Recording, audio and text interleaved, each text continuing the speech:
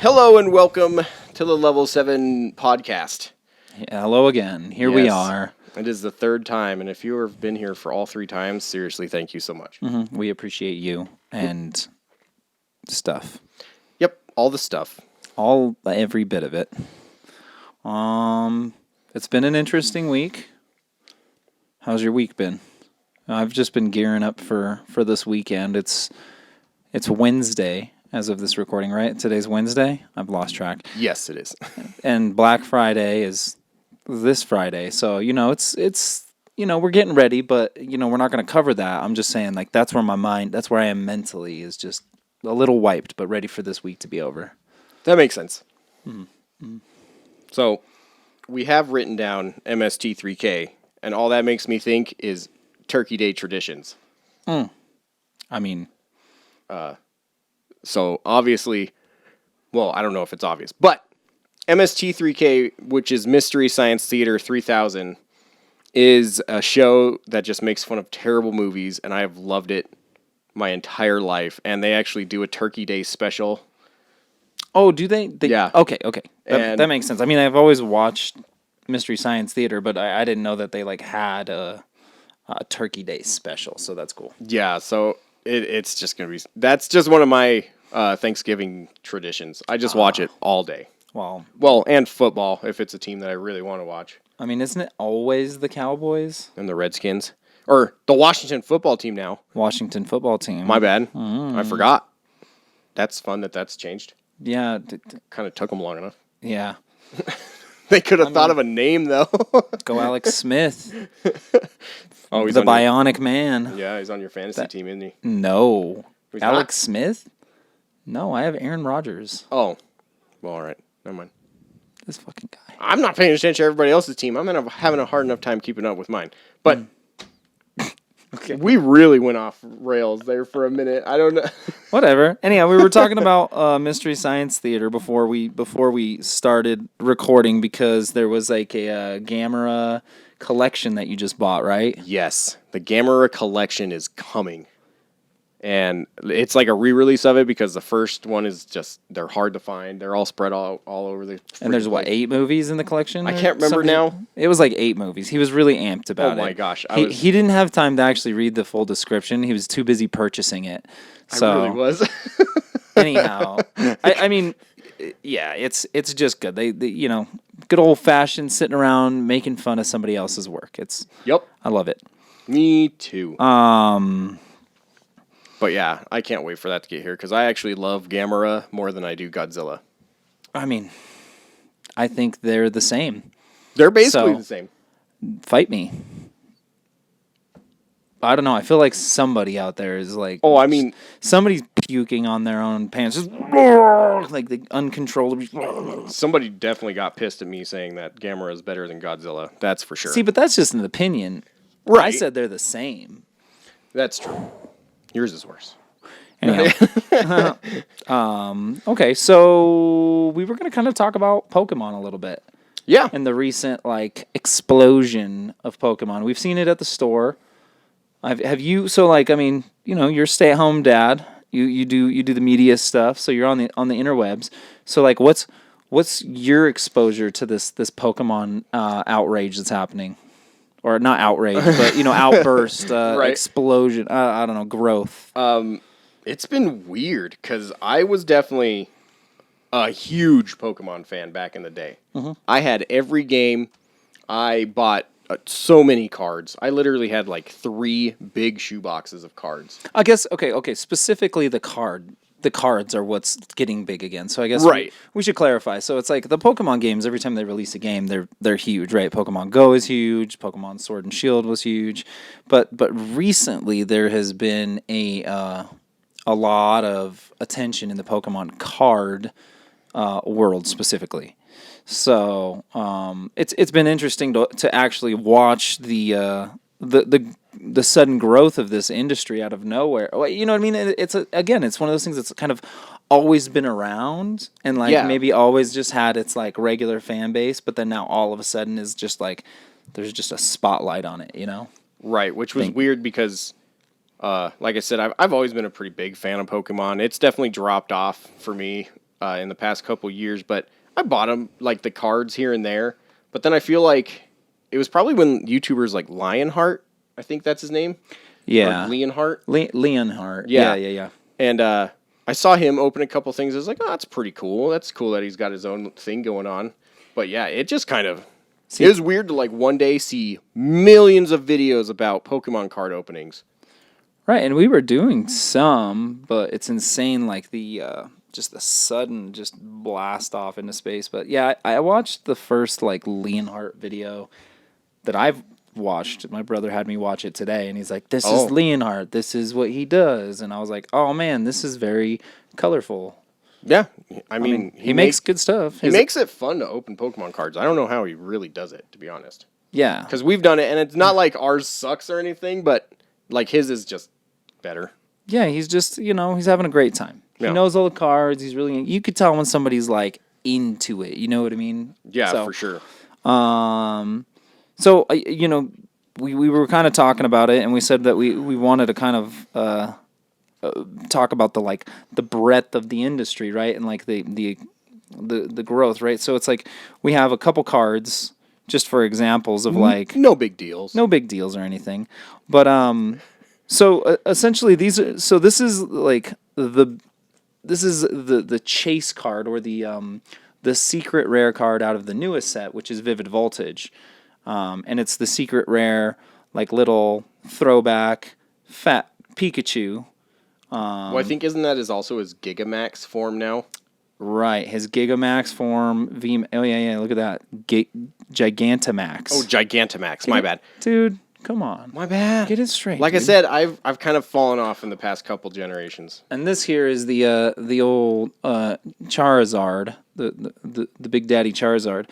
First edition. Is that one shadowless? That one. It's shadowless. Son of a bitch. I know. Yeah, shadowless first edition Charizard right there. It's fucking cool. But I don't know. I think it's interesting how much the cards have changed.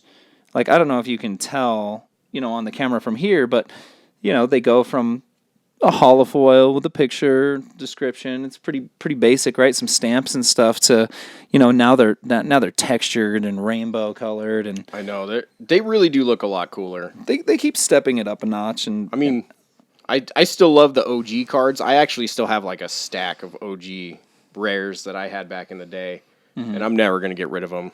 Like a Japanese Scyther, and like. I had a Blastoise. I pulled a dark Blastoise back in the day. Ooh, see, I never did the rocket stuff. I got out of it at that point. I was in and out. I was like, I got to jungle, and I was like, this is too many fucking Pokemon now. I kept trying to get Scyther in that one, and I never freaking got him. So check it out. Because Scyther used to be my jam. He was my freaking password for a while, like on my Pokedex. Okay. Because it was that red Pokedex that you whipped open. It was basically just a calculator, and you could look up each Pokemon. See, this was the Dark Sizer is pretty cool. See, this was nice. Mine and my brother's like shared album from when we were a kid. There he is, right there. You said Scyther, and I had to bring him out. Dude, he's even the Hollow Scyther. That's my homie. I still don't have a Scyther to this day, and it bothers me deep in my soul. We'll get you one, but just not mine. Yeah, that's fine. But dude, I think it's cool. I love the fact that the card game is kind of blasting past the video game. Because the video game has always been like front and center, but I feel like now with the last couple, people are like, those were okay. I mean, not like they were bad. I'm not saying they were bad or anything, but I'll put these back up later. I kind of feel like the Pokemon card game is really stepping up their game, whereas the Pokemon video game is kind of, they're just staying stagnant and doing the same thing again and again. Right, small iterations and improvements. I think it's crazy because the entire card sector, right, the collectible cards sector of whatever people, that industry is just growing. I mean, the Pokemon, Magic, Yu-Gi-Oh, freaking Force of Will, Flesh and Blood, Final Fantasy. They got a Digimon game coming out. Dragon Ball Super. Dragon Ball Super, of course. Yeah. Ben's going to slit my throat when he listens to this, and I didn't name that. He's going to be like, mother... That's okay. I got you. Yeah. It is really cool, though. I feel like playing cards back in the day, like even among the nerds, I was looked at as like, dude, you're still playing Pokemon? Or, I'm sure that Did happened you play to people Pokemon? See, I never played Pokemon. Collected. Everybody I knew collected Pokemon, and when we tried to play, we were like, "Let's play Magic." See, that makes sense because I did get made fun of a lot for not playing a more like Magic type game. But yeah, my friends did play it until like junior high. The moment we got into junior high, I had to rip the sticker off my Pokemon Silver so people wouldn't make fun of me anymore, and I couldn't play Pokemon with anyone. Damn, dude, rough. Dude, seriously, you got some real bullying shit going on up in what was Wyoming at that point? Yeah, Laramie, Wyoming. They're like, "Hey, boy, we don't take kindly to Pokemon Silver, only Pokemon Gold and Crystal up, y'all." Yeah, when camo is a color, you're in the wrong part of the world.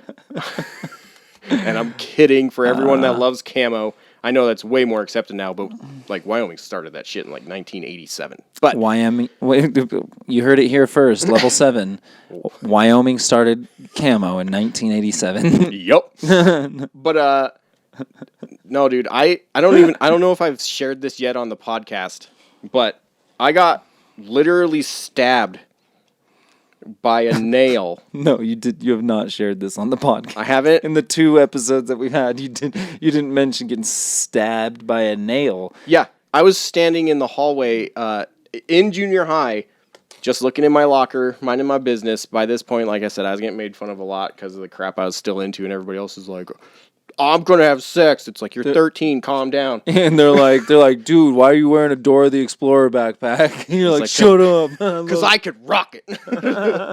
But, no, like, I was just standing there minding my own business, and I got freaking stabbed in the elbow with a nail. I have no clue to this day who did it. I have an idea of who did it. Did the nail, stick in your arm? Oh, yeah, I had to pull it out. I just pulled it out and went to class. So somebody just ran up and stabbed you with a nail? Yeah. I had a kid throw a pencil across the room and stick in my arm, but no. I was definitely the target, so I was kind of impressed, but at the same time I was pretty mad. Right. I was in 3rd grade. No, I was full on the target for bullying in junior high until I beat the shit out of one of my bullies in 9th grade. Which in Wyoming, for some reason, was still junior high. We had 7th, 8th, and 9th grade in the same building. I mean, I think they have that out here, just not the DPS system and maybe the Aurora. I don't know. Whatever. I don't know how the schools work. Schools don't work anymore. There's all vouchers and coupons and shit. You have to go to school and fucking wait in line for a virtual textbook. I don't know how it works. I don't know either. We'll learn when our kids get there, but I'll be dead by then. Yeah. That's the plan. Man, I just kind of took it for a long time until one day I kicked crap out of a kid in class. And luckily, my teacher was actually the hockey coach. Okay. So he didn't give a crap. He's like, all I saw was you tried to kick John in the balls, and he kicked your ass for it. So deal with it. Yep. I don't know what this is all about, but pulled up his freaking newspaper, went back to it. It was a good day. You're like, yes. Yeah. Victory. These scare me. That was a life turning moment. Well, Pokemon cards.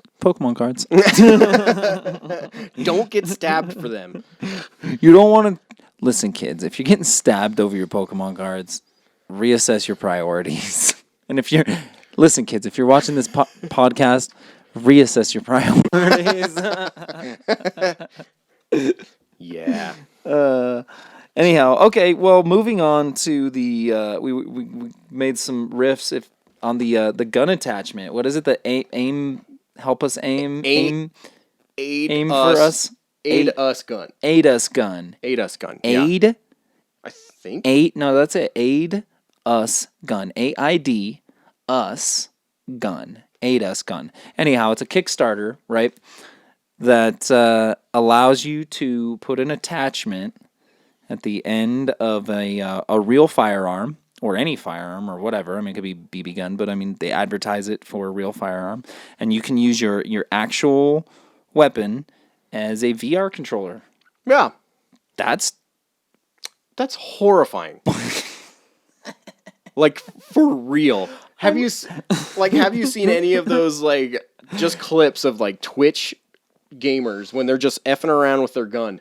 And they're just like, oh, yeah, I picked up this 9mm the other day. It's pretty sweet. And then they, fucking shoot their rig or something. And you're like, You're giving these people VR control on a real gun.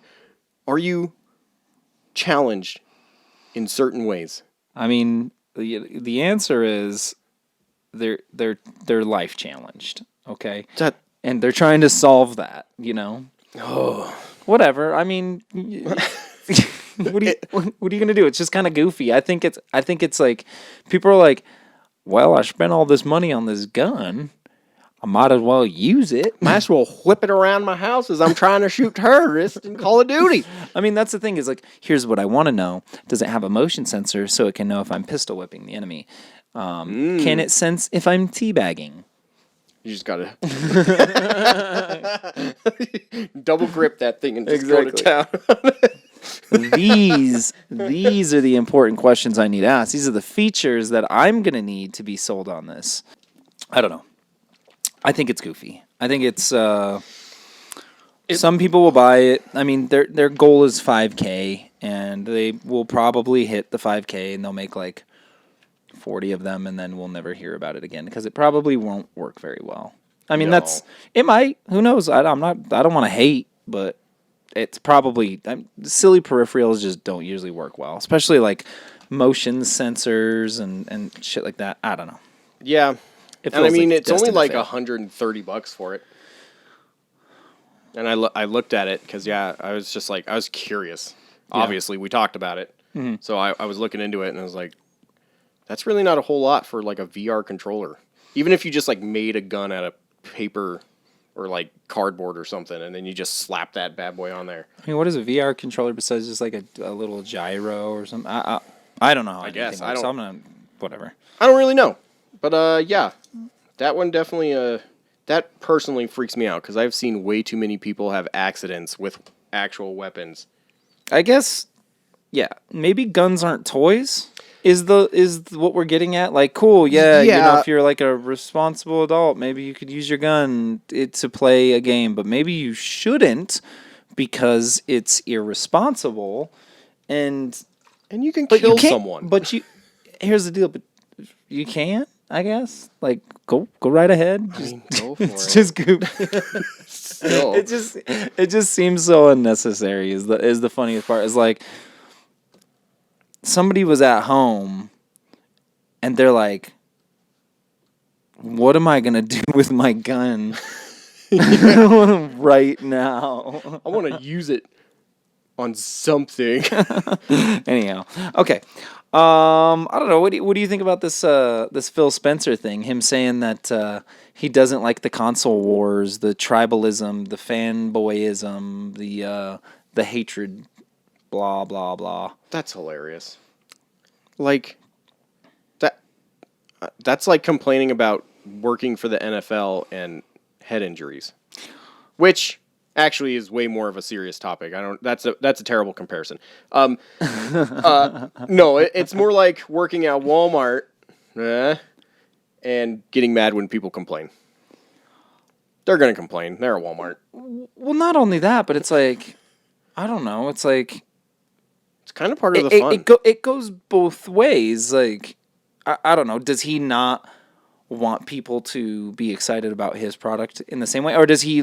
I mean, I think the political answer is, oh, I don't want anybody to hate on another product. Every product can be successful in its own right. I mean, he did say that in the article. I just don't know that it's necessarily true. That's why Sony is your competitor, because it is a competition. It just seems like a weird. Everybody can be successful, and maybe that's kind of true, but I mean, they are, but because they compete. And I mean, they're competing for different markets right now, which is kind of weird. Yeah, that is pretty weird. But I mean, normally as just like a PlayStation person, I definitely enjoy like comparing and just listening to people talk about Xboxes. I'm definitely becoming a way less that way now, because now I really just don't care. I want to have both. Yeah, I mean, I think both consoles have. I mean, all three consoles. Obviously, like the Switch is part of the conversation as one of the three main home consoles, but it is in such a class of its own. I mean, It really is like everybody has a Switch, and then they have either a PlayStation or an Xbox. right. But yeah, I feel like, I don't know, that is kind of weird though, because it is the competition between the two that make both of them better. Yeah, but Microsoft hasn't really seemed to like be interested in the competition lately. And I mean, like, maybe that's because Phil Spencer's at the head of it, and he truly just is like, fudge it. You know what I mean? Like, I'm not trying to be the AAA game place. Like, let Sony do their thing. That's not what we're going for. And he truly believes, like, hey, that this is a different enough product that. That's true. I haven't thought about it that way, because that really is where they've gone. They've gone in a totally different direction. Right. But, I mean, that's not to say that they're not interested in AAA games, because, I mean, they did make all of those huge purchases recently. You know what I mean? At the forefront of that being buying ZeniMax and Bethesda and id and Machine Games. And I mean, that's just one acquisition. They've purchased a lot of places recently. And so, I think they are definitely working on obtaining that other part of the market, for sure. Right. That's true.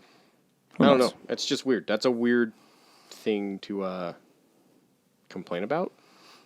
It's like, okay, so here's the deal. Complaining about the comparing. Well, and I think the point is like how hateful some people can be towards a product that they're not interested in. And it's like, what's the point of not letting somebody just enjoy something for the sake of their own enjoy? Like, why do you have to shit on everybody's parade? And the answer to that is because it's fun sometimes. And it's the internet. If you don't expect that from the internet, you haven't been on the same internet as I have. Well, and it's not just the internet. I mean, shit, there's just contrary motherfuckers in the world that just want to be like, nah, you're wrong, just for the sake of an argument. I mean, there's a dude, his entire job is memeing about arguing people on, right? He sits at a table and he's like, argue with me on this. People want to argue. They want to hear opposition. Like, I think the conflict is interesting, which is, why, again, I'm going to repeat what we said in the little newscast, that I think they need to go full on East Coast, West Coast 90s rap war. I want to see diss tracks. I want to see, let's try to stay away from the violence, guys, but yeah, let's make some threats. Like the classic Bandicoot commercials against N64. Mm-hmm. Those were hilarious. Yeah, I mean, I think it's great when competitors just smash on each other. Right, and have fun with it. That'd be great if they actually, don't get too buddy-buddy, because then we'd tell. But yeah, all this cross-platform bullshit. This is starting to seem like some bank shenanigans. Like, I don't know. I feel like you guys are getting a little too in cahoots. I want to see some blood on the streets. You know what I mean? Prove to me that you want my money in glorious battle. Come take it. Take my money. I feel like we missed a really good segue into the whole Bob Ross thing when we were talking about Pokemon cards. Yeah. I mean, I could see that. Well, we were talking about cards, but I mean, yeah, that makes sense. Yeah, it's a good. You're right. So yeah, I'm bringing us back to cards real quick. Okay. Well, shit. Fucking cards are cool. I like talking about them. Yeah. So what's the deal? Wizards of the Coast, right? They do D&D. They do Magic the Gathering. They're doing. Used to do Pokemon. They did. They were the original, developer, maybe printer, publisher, English. I don't know. I don't know. Wizards of the Coast had something to do with the original stuff for Pokemon. I don't know. Their name's on it, but anyhow, they are doing a what is called a secret lair drop, which essentially is a reprint of cards that people want reprinted, right? Which makes sense, with custom art. And one of the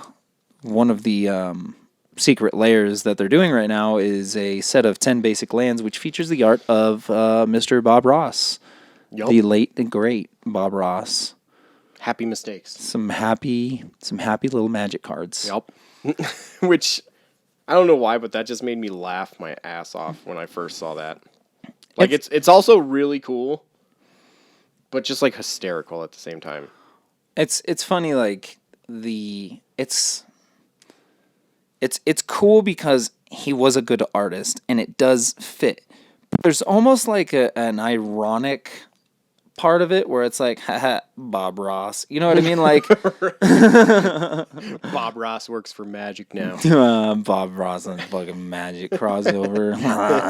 Like, I feel like that's definitely part of it. Like, no, I wouldn't say like necessarily like a gimmick, but it's like something akin to that, right? Where it's not just about the art, right?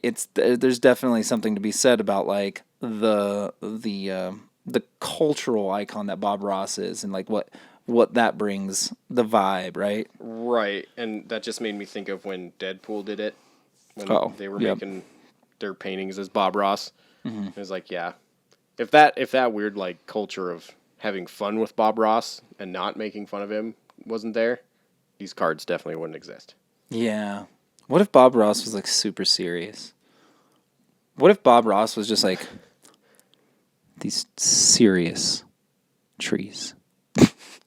These serious mistakes. If you F this up again, I'm taking your brushes and I'm throwing them in a river. This river. With his fro bouncing around. Make it perfect. I just want to see Bob Ross with like a buzz cut, like military style. You know what I mean? Like, I want to see like the Bob Ross that didn't, you know, the painting didn't help him out, but he kept doing it. Alternate universe Bob Ross. Universe, freaking like, pissed. Has one eye. He's just like Snake Plissken. Sick of this shit. I paint because I bleed. Like, what does that mean? Nobody knows. I wish he would stop. If you take away his public access, he says he'll hunt me down again. Now I want that to be a movie. Right? Dude, I'd watch that. Bob Ross returns in the Ultimate Vengeance movie. Just like Gandhi 2 for UHF. You remember that commercial? Yeah, absolutely. UHF. That was a good one. That's a random reference. Let me know if you've ever seen that. Are you talking to me? No, like, I know you know it. I've seen it. Because, you know, you couldn't be my friend and not have watched UHF at some point. Thanks, mister. Remember that guy? Wow, mister. And he's like rich at the end. Yeah. The ugliest dude in all movies. He's uglier than Steve Buscemi. Yeah. That dude, man. He was a great hobo. He was the best hobo in all of movies. What are you thinking of Demon Souls so far? Four. What do you think of four? What's the Demon Souls? Okay, so this is your first Souls game, right? Yes. And I've been playing it on Tuesdays, and I've only gotten to my second Tuesday, and I'm terrible at it. Well, I mean, but I've been waiting for this. Get good. I know.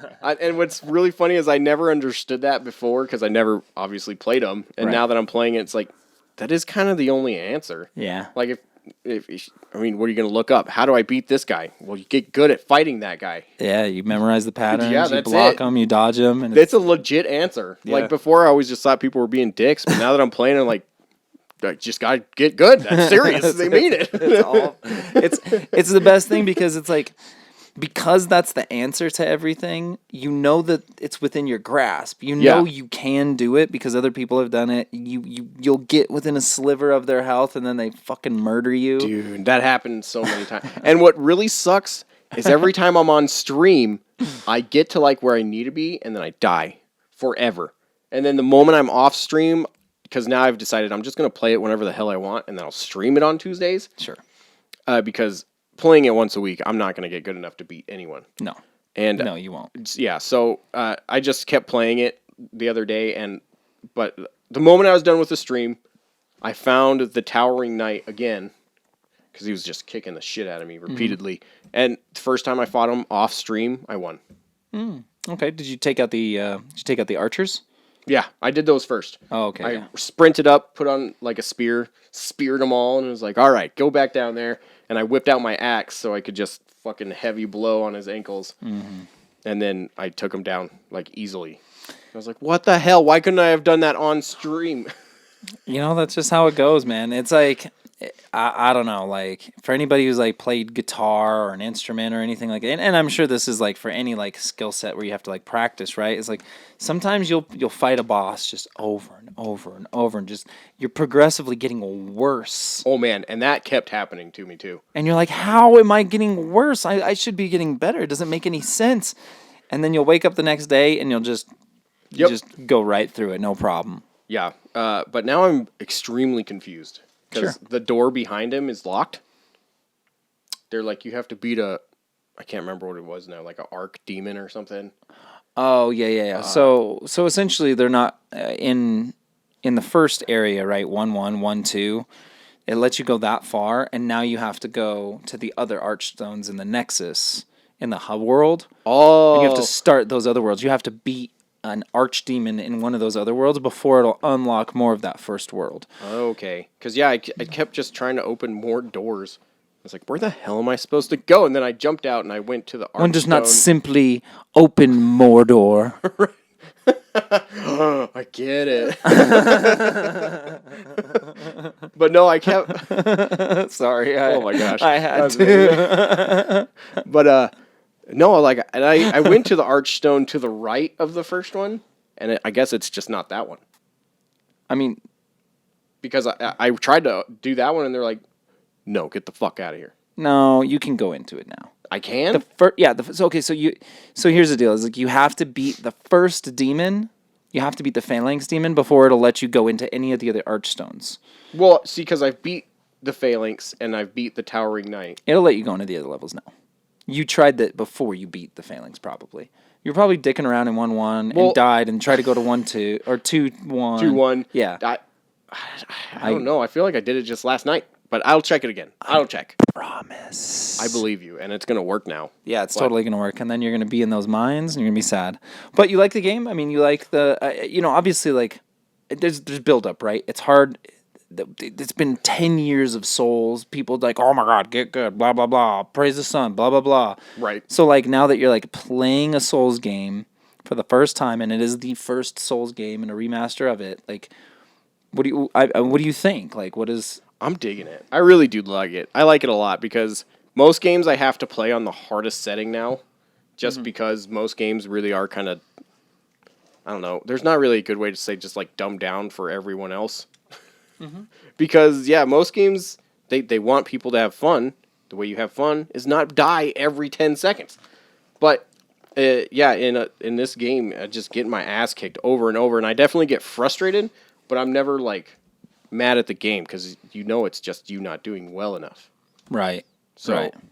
I think it's perfect for me because I do love making games hard, and since this game is just default hard as balls and it's kicking my butt, I love it. Well, and I feel like the differences and the main difference between like, I don't know, say like making God of War on God mode or whatever, right? Versus a Dark Souls or Demon Souls is, so I think the main difference between like a Dark Souls or Demon Souls versus just like a hard mode on other action games like say Devil May Cry or God of War, right? Games that are made where normal mode is normal. Dark Souls is made where hard mode is normal. Right. So it's built to be hard, which makes it feel balanced in itself. Whereas other games, they dial up the difficulty by giving you more enemies or making the enemies impossible to kill or way too powerful. And you can tell that it's only more difficult because they changed a slider somewhere instead of it being built from the ground up to be difficult. Like Nightmare mode on Doom. Yeah, fuck that. Yeah, I don't like Nightmare mode on Doom, and that's my favorite franchise of all time. But I really am enjoying Dark Souls or Demon Souls. It's fun. Oh, cool. Me too. I like it. Speaking of Demon Souls, there was that freaking dude that beat it in under 20 minutes.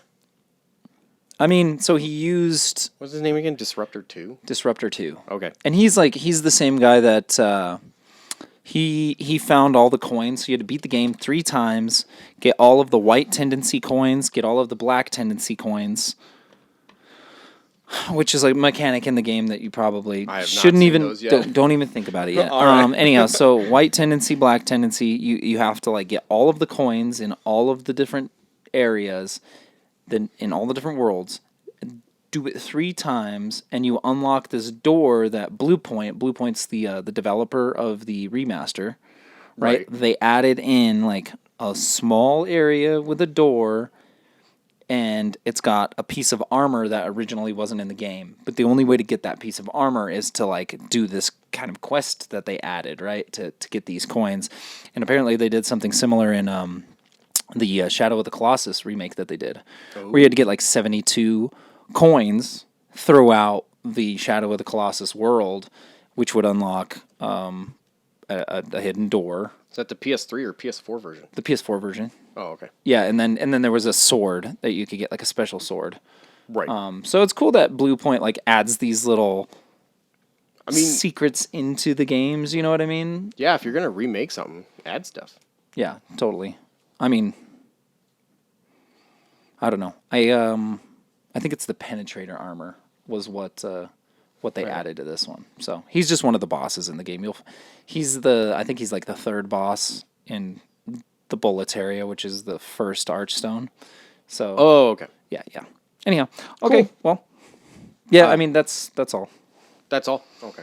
Yeah, he's a real good speedrunner of Dark Souls, Demon Souls. I watch his stuff. Like he's beaten the game in every possible way. I think I don't know if he was the dude that did it with like the drum set and stuff, but he definitely like is one of the names to follow in the Souls community. Cool beans. So that begs the question: if you were going to speed run a game, which one would you do? If I was going to speed run a game, I would speed run.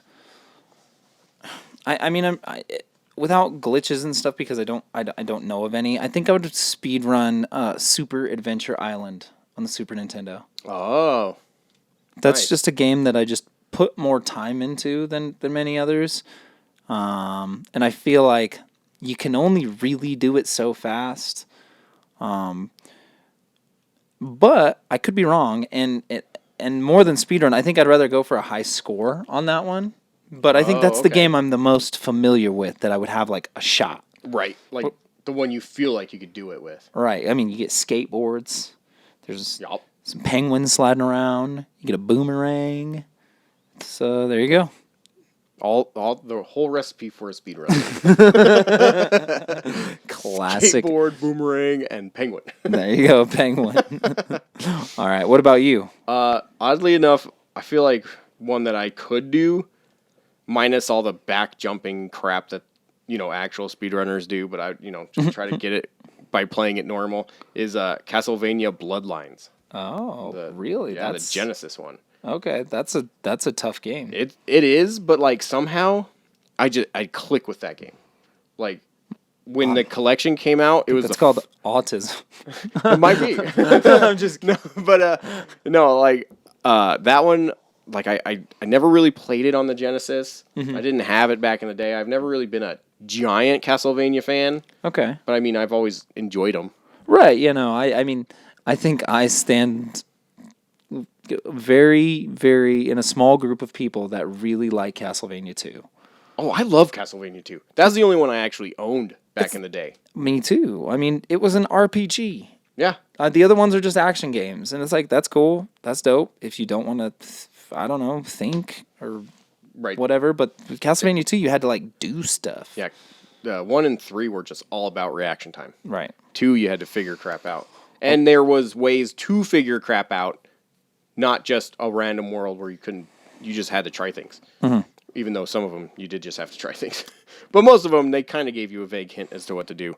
But I feel like Bloodlines, for some reason, when the collection came out, and I just played it, and I beat it like the 5th time I played it.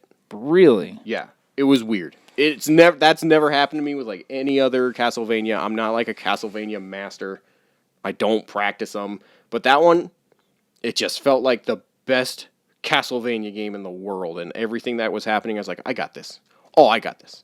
Oh, I got this. He's lying. No, I'm just kidding. I'm kidding. It was incredible. It blew my mind. What's happening? I'm a savant.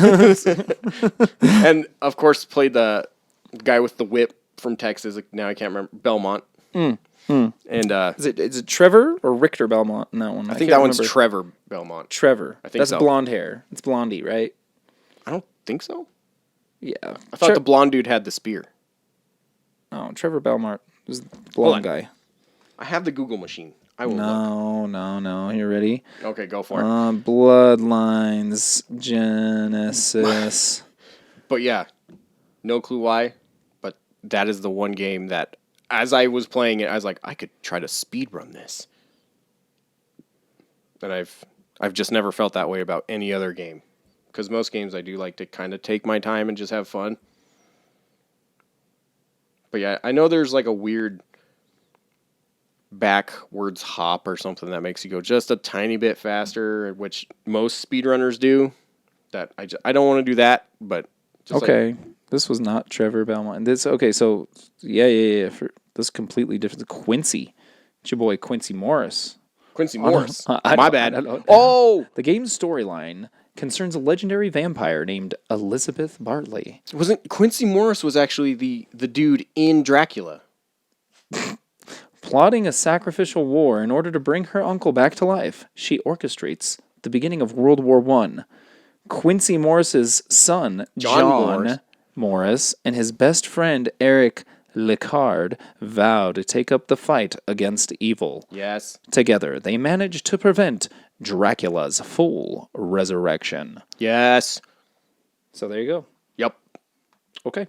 So, I mean, it looks like Trevor Belmont. It really he's just like does. kind of a blonde dude, but I guess, whatever. That's just me being, Yeah, whatever.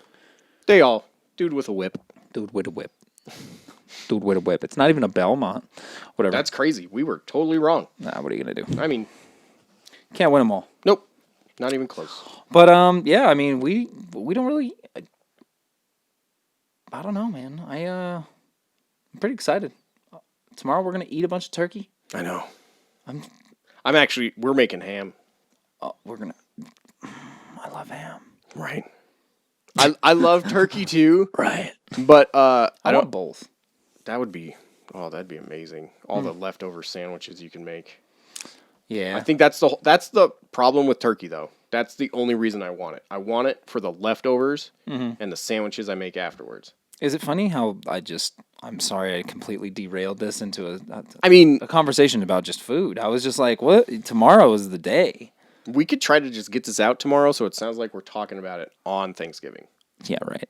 I mean, we could. I mean, this is way easier to edit than the news, and I always try to get the news out first. Okay. I could flip-flop it just this once if you want. I don't know. We'll think about it. We'll think about it. If it comes out on Turkey Day, we did it. If it doesn't, we didn't do it. So there you go. And by we mean he, because he's the fucking brains behind that stuff. So, oh yeah, there you go. There's our answer for that. Yeah. Man, okay. Now we're talking about it. Is there a specific turkey sandwich that you make after Thanksgiving? I definitely have one. Let's hear yours first. Okay, so here's what you got to do. You take the turkey, of course, put it on a slice of bread with mayo, pepper, throw the turkey on there. But then you also have to add that slices of cranberry jelly. You know, like the cranberry sauce that they say is sauce, but it's just jelly.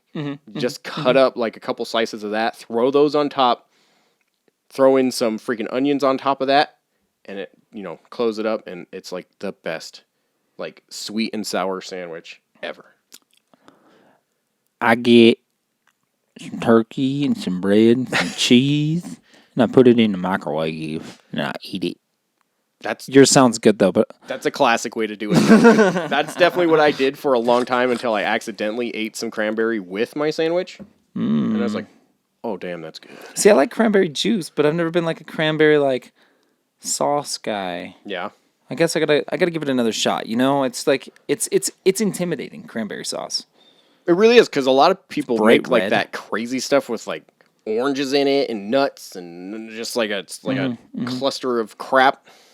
Cluster of crap. Yeah. Sounds delicious. Some people make it bad. Some people make it amazing. I just prefer the jelly so I can make my sandwiches the next day, which is like the white trash version of cranberry sauce. But you know what? It makes perfect sandwiches. So That's all that matters. yeah, that's all I need it for. And to that we say, bless cranberries. Yeah. Good night. Oh, okay. No, I'm just kidding.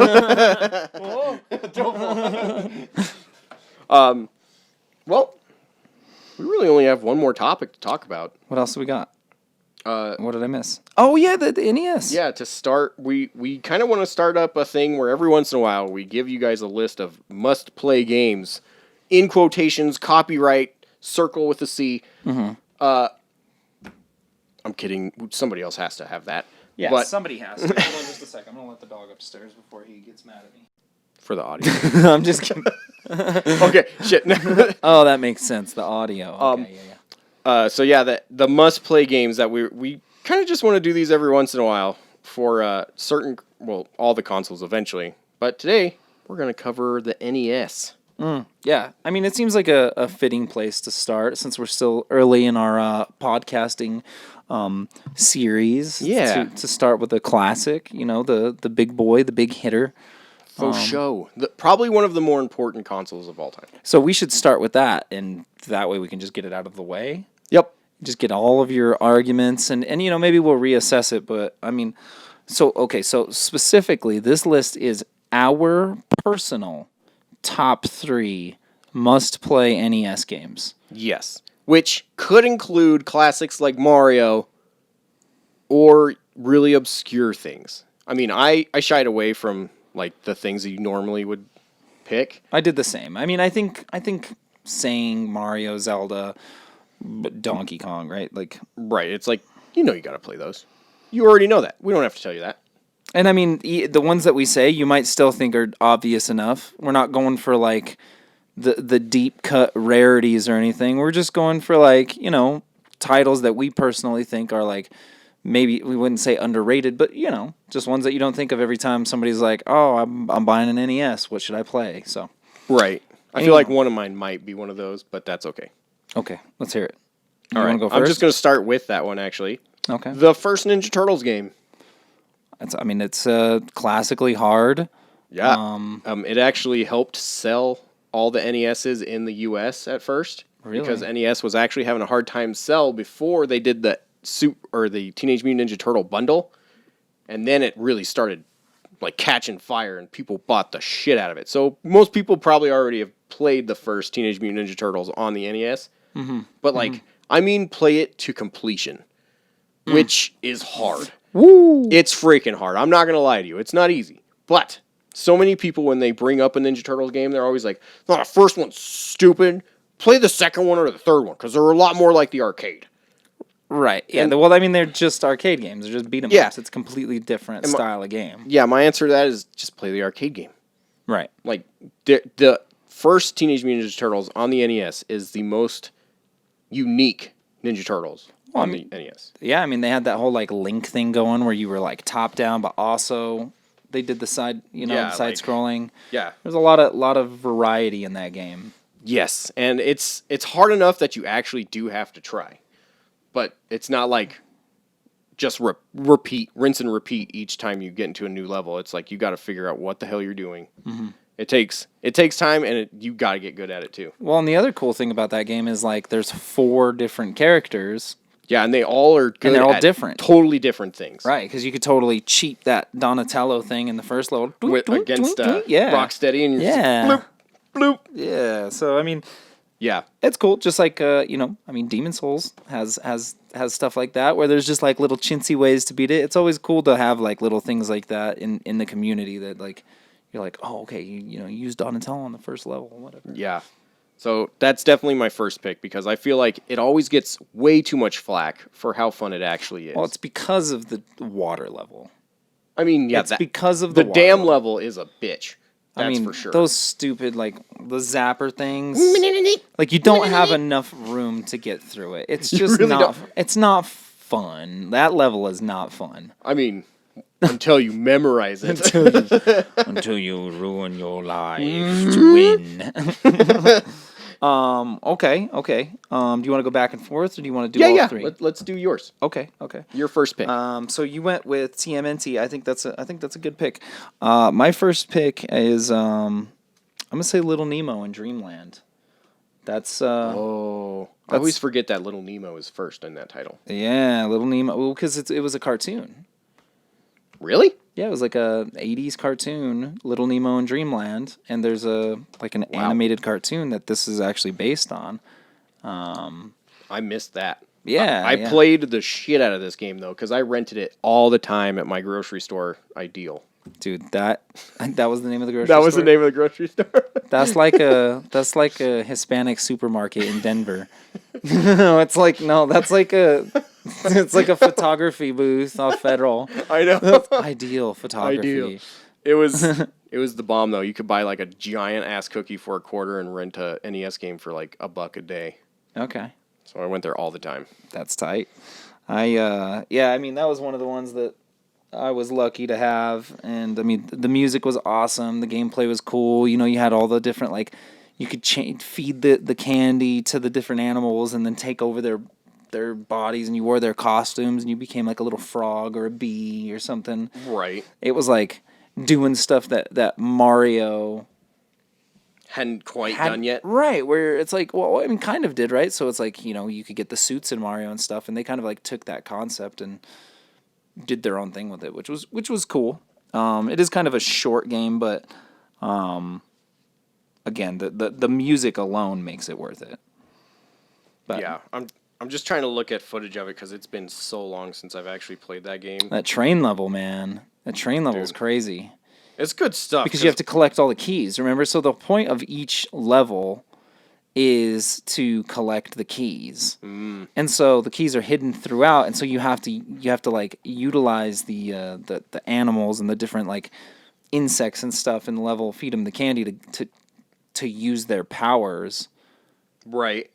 To find the keys. Yeah, just seeing like most of this again, it really is trippy because I really forgot everything until we were getting ready to do this podcast, and I was like, oh man, I gotta look this up. This is one I suggest to so many people. It's not a very expensive game, but it's got a lot of replay value, and I mean the animations are cool. Just definitely one of my favorite games of all time.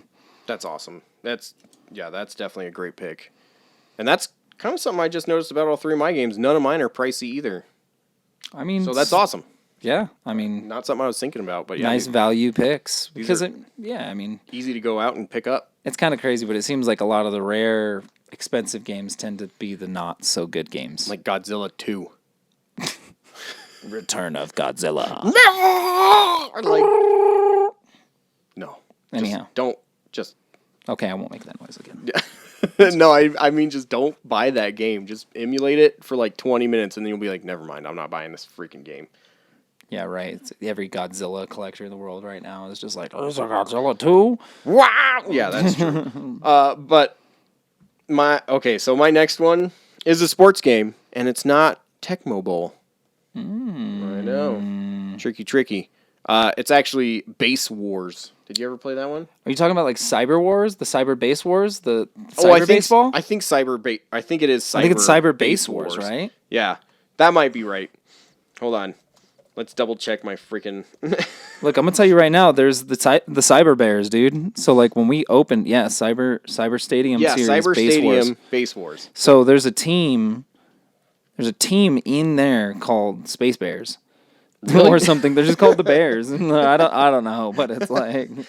That's amazing. I did not know that. And, I don't know. When we opened level 7, that was one of the games that we just... I don't know what it was. We're like, how stupid. Like, it's...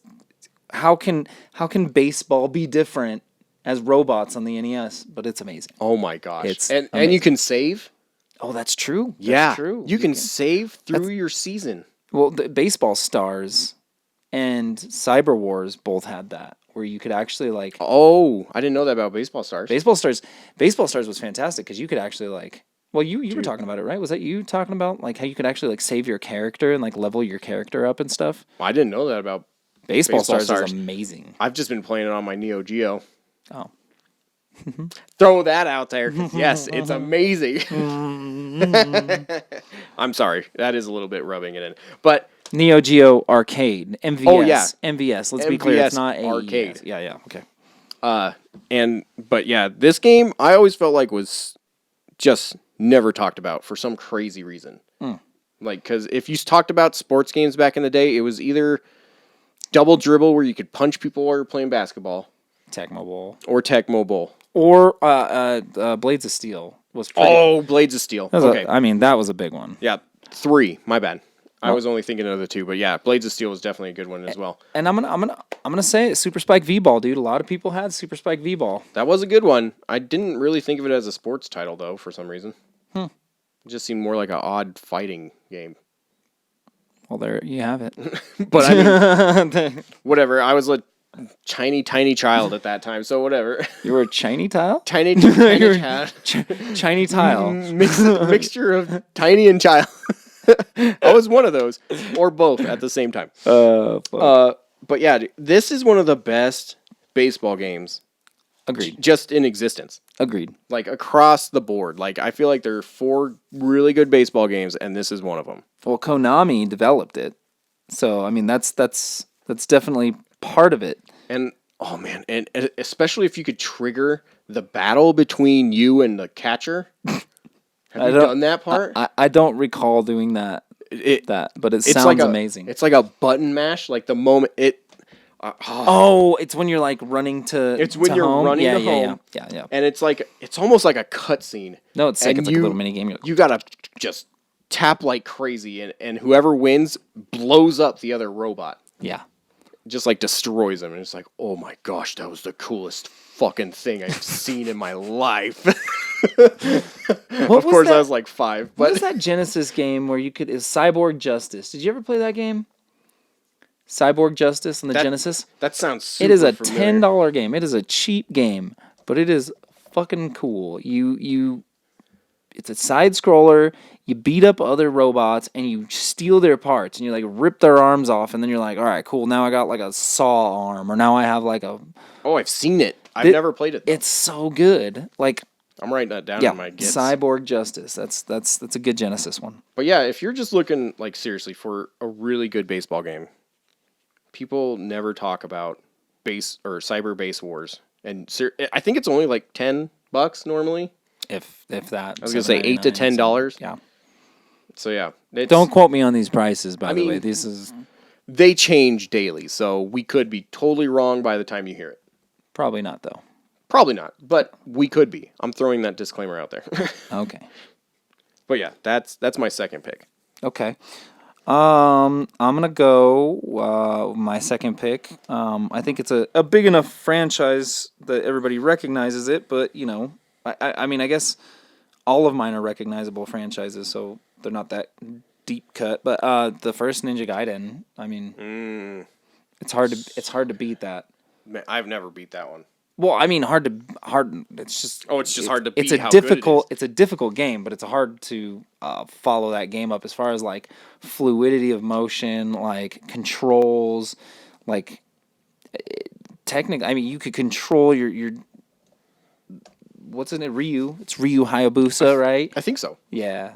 I mean, stick to the walls. You had to like really be accurate. Your timing on your stuff, your special abilities and stuff, and then like when you really master it, you can get the special abilities and carry them throughout the entire game. Take everybody out super quickly.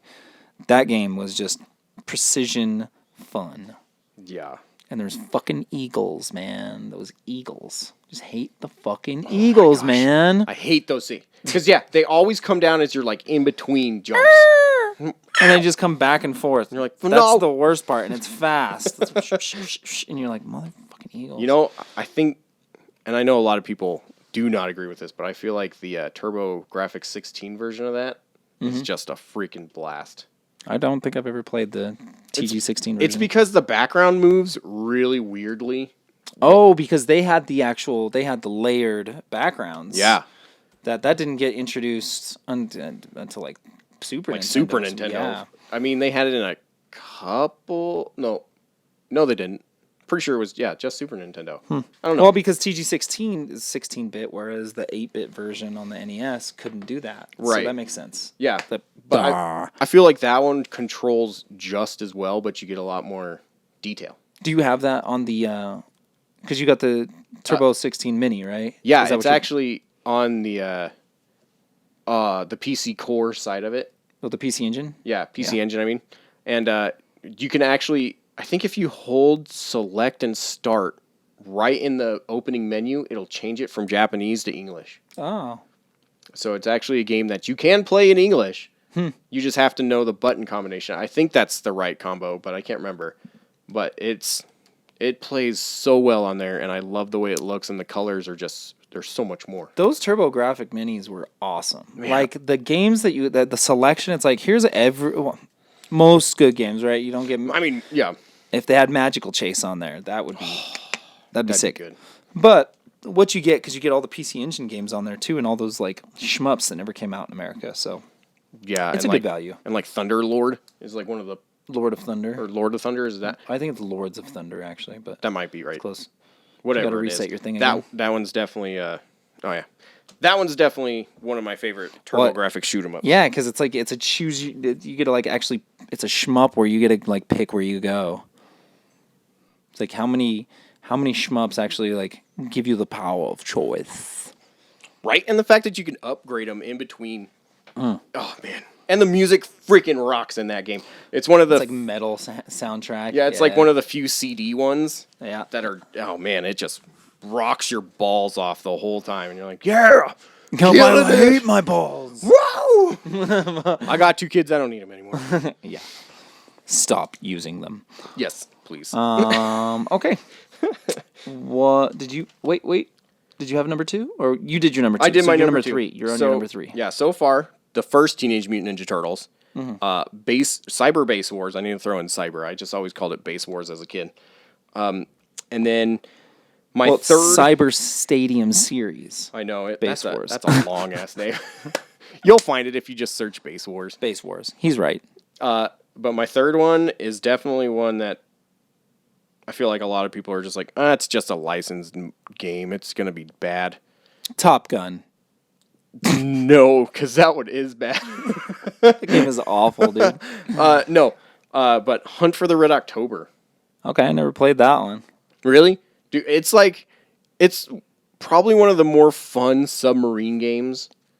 Okay, of the submarine Of games. the I submarine played. games. Yeah, because I mean, like, what was that one that was on the 3DS? It was like a 3DS launch title. Oh, it was like Steel. It's not Steel Battalion. It's Nope. Steel Diver. Is it just Steel, Steel Diver? Diver might. No, 3DS Steel. Let's look it up. Oh, you're looking it up. But anyhow, I mean, what other? I'm trying to think of like what's other. My bad. Whatever. Submarine games there are. I mean, Like DSV.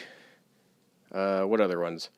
I don't know. Now I feel like that's a niche market. I feel like there's not enough developers of the world, Silent Service? publishers of the world. I think no, Silent Service is a first-person shooter that's on like the PS2. Hold on. Hold on. I don't know. hold on. Whatever. Let's see here. Really, I'll probably throw up some gameplay of it if you're actually watching the video. I'll just throw up some gameplay of it, and it's like a really simple. It's almost like a shmup, because you actually have. Yeah, it's Steel Diver on the 3DS. That one was actually really fun. I enjoyed that one a lot. But yeah, it's like a shmup, but you have like 3 different types of weapons. So you have a missile that shoots straight up, so you can hit like helicopters and like big boats that are above you and stuff. Like a machine gun that shoots forward with tiny rockets, and then like a depth charge that you could drop. Okay. So you have like your. Yeah, but you have to like cycle between them, and it gets hard because the screen doesn't force you forward. You just have to move along, and if you go back, it'll go back. So it sets up all sorts of traps. They have little turd submarines just hanging out at the bottom that just shoot up, and they're like pew pew pew pew. You're like, oh no, Oh, man. it'll wreck your day quick. But man, Good one. Like the NES and the Game Boy versions were my favorite. I'll have to try them. Like I like that style of game. It's just when you see The Hunt for Red October, I'm like, that's just not a sexy title. I'm sorry. No, but it's got Sean Connery's face on it. That's true. Rest in peace. Yep. Man, that's weird. Yep, that sucks. Rest in peace, Sean Connery. But sexy bastard. Yes.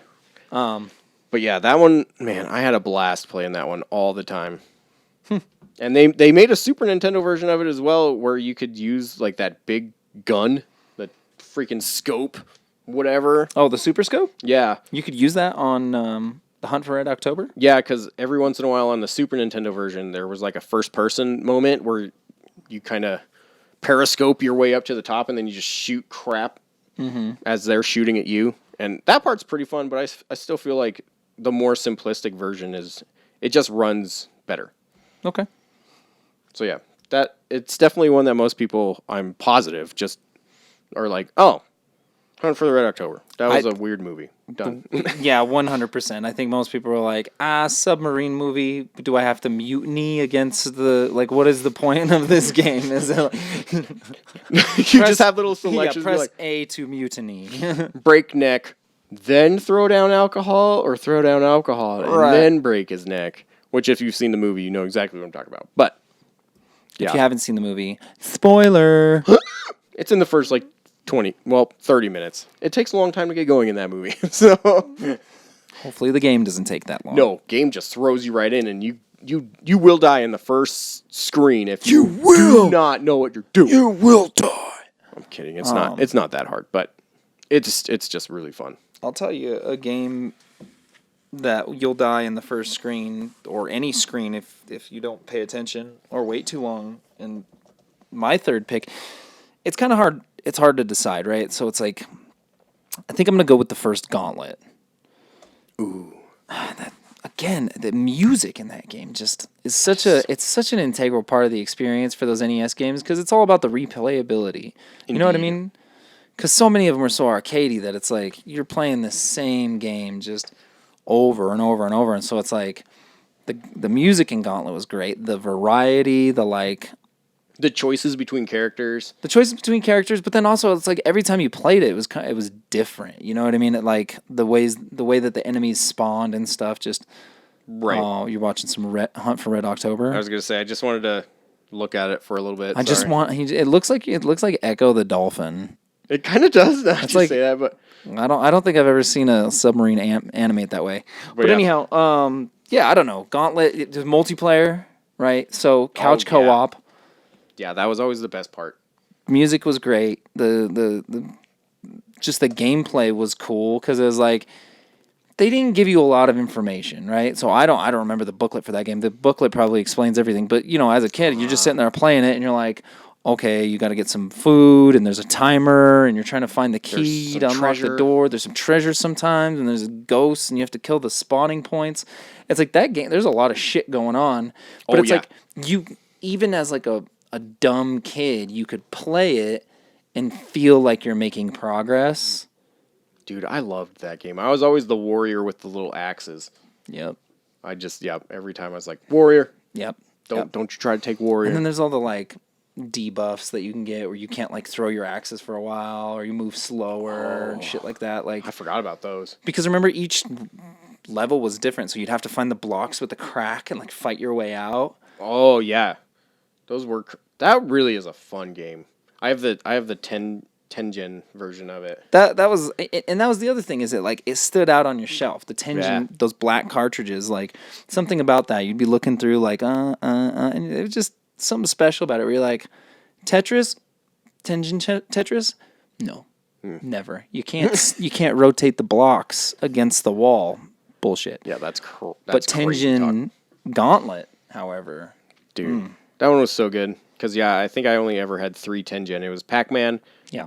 Oh my gosh, I just forgot the name of the one we're talking about. Gauntlet. Good Lord. Sorry. Mm-hmm. Gauntlet. And then Indiana Jones Temple of Doom. Oh, okay. And that one is horrible. Yeah, I don't think I ever played that game. Don't play that game. Okay, I won't. That one is so bad. But yeah, you always had a good 66.6% chance of pulling a good one when you pulled one of my 10 gens. Well, hey, I didn't have many NES games, because by the time that I really started putting game collection together, getting enough games that it mattered, I was on to the Genesis. Right. So I think, yeah, really my collecting started at the PS1. that makes sense. Well, and I guess I wasn't really collecting as much as I would get a game for my birthday. So, but yeah, that's my third pick, Gauntlet. The original Gauntlet. I think I'm gonna stick to it. You know, I had some other choices, but we'll save those for another time. We'll do some runner-up video or something. That does sound Talk good. about other NES games that we like for different reasons. Hell yeah, because I definitely came across a couple that I was like, ooh, should that be? Nah. Tough choices. I would okay. Comment section if you're alive and well and you've made it this far for some reason. Let's hear your top 3 NES games that you don't consider to be Obvious choices. right. But let's exclude Mario and Zelda at the very least. Yeah, unless you really have to include it. If you have to include it, Make it I'll your forgive fourth you. or something. yeah, I mean, really, whatever. yeah, have fun with Just it. comment to us. Tell us why we're wrong. If you don't have an opinion, tell us why our opinions are wrong. I actually do enjoy that for some reason. Yeah, you're sicko. I know. I mean, you did marry a lawyer. Yep. And I lose all the time. All I do is lose. No matter what. Oh my goodness. But yeah. I feel like that we covered a lot today. That was a long podcast, but if you got any topics that you want to listen to us yap about, again, we're always taking suggestions, but we'll keep coming at you with some news and also some opinion pieces and such. Yeah. And silliness. And thanks for tuning in. Yeah, we really appreciate it. If it comes out on Thanksgiving, happy Thanksgiving. Happy Thanksgiving, even if it doesn't come out on Thanksgiving. No, only if it comes out. Oh, okay, well, I retract my Thanksgiving. Greetings. But if it happens after, I hope you had a good Thanksgiving. There you go. Thank you. Yep. I thought you were talking to me that time. No. Oh, okay.